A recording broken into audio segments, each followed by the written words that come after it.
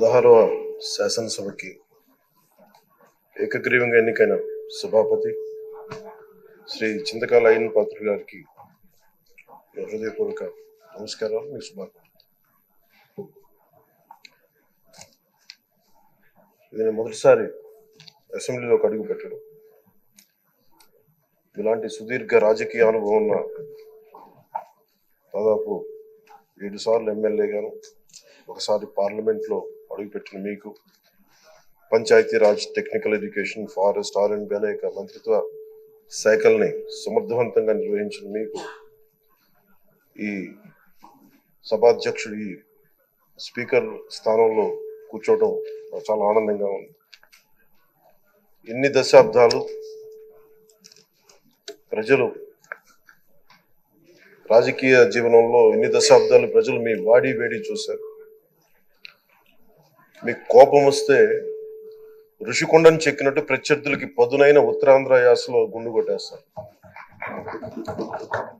ఒకటే బాధేస్తా ఉంది సార్, ఇకపైన మీకు తిట్టే అవకాశం లేకపోవడం.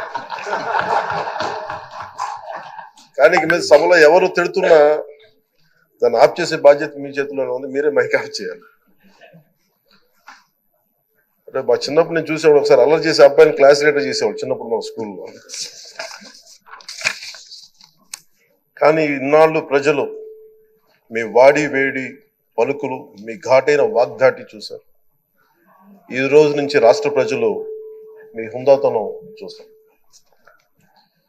డిబేట్స్ వెనకాల దాక్కుని సంస్కారహీనమైన భాషల్ని, భావాల్ని రకరకాల మాధ్యాల్లో విరజిమ్ముతూ ఉంటారు. దాని నియంత్రణ మీ ఆధ్వర్యంలో ఇక్కడి నుంచే మొదలవ్వాలి. ఇందాక సభా నాయకులు, గౌరవ ముఖ్యమంత్రి శ్రీ చంద్రబాబు నాయుడు గారు చెప్తారు, ఆడబిడ్డలు ఏ విధంగా నలిగిపోయారు ఈ రాష్ట్రంలో గత 5 సంవత్సరాల్లో. చిన్న లేదు, పెద్ద లేదు, ఎవరని లేదు.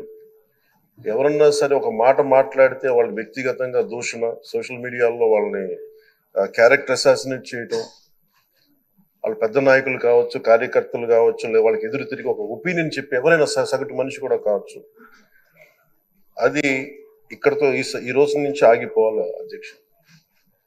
అది మీ ఆధ్వర్యంలోనే మొదలవ్వాలి.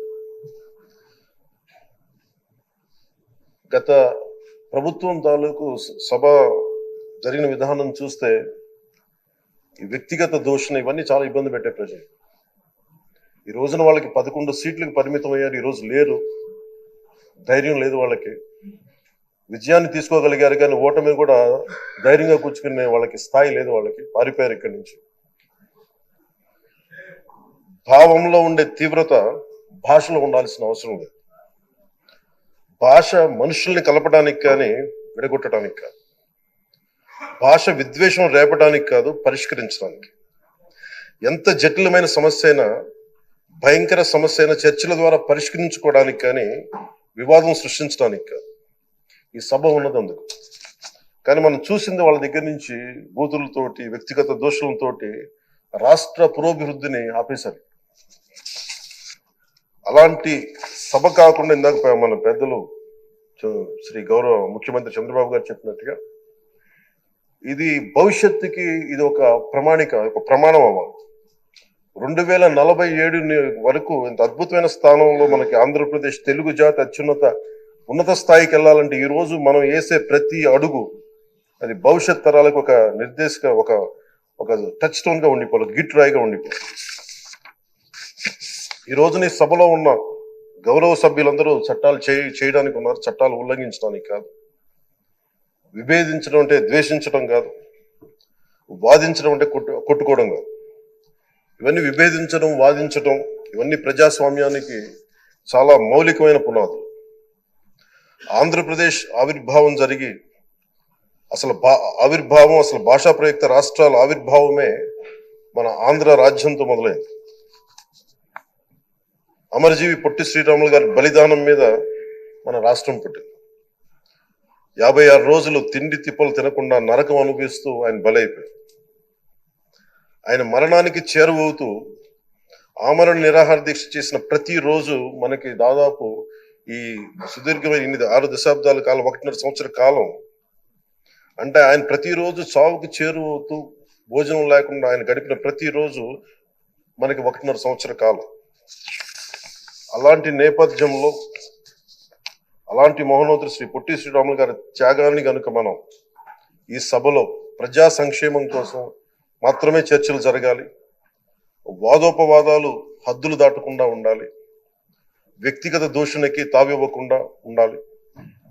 అలా కాకుండా గత ప్రభుత్వం లాగే ఈ సభని తిట్లకి, బూతులకి, కొట్లాటికి వాడితే ప్రతి నిమిషం పొట్టి శ్రీరాములు గారి బలిదానాన్ని అవమానం చేసినట్టే. ఒక గొప్పవాడు, ఒక మహానుభావుడు బతికినప్పుడు మాత్రమే కాదు, చనిపోయిన తర్వాత కూడా కొన్ని తరాలు ఉపయోగపడతారని నిరూపిస్తారు.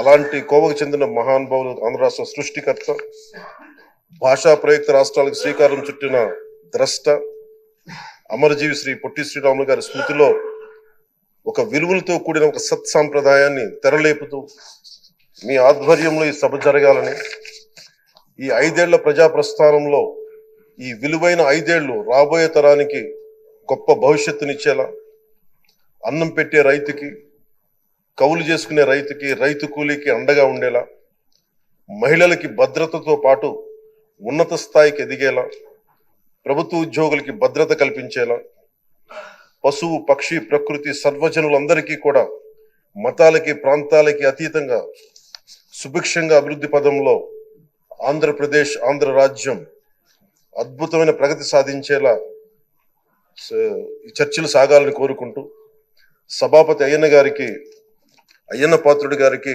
మీ ఆధ్వర్యంలో ఈ సభ ఒక సరికొత్త సాంప్రదాయానికి, సత్సాంప్రదాయానికి ఇది తెరతీయాలని కోరుకుంటూ మీకు మరోమారు శుభాభినందనలు తెలియజేసుకుంటాను.